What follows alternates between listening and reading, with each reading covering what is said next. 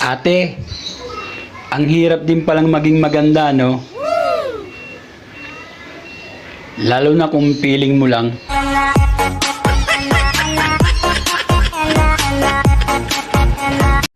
Wala akong ganda para ipagmalaki mo. Pagmamahal lang ang meron ako na sana pahalagahan mo.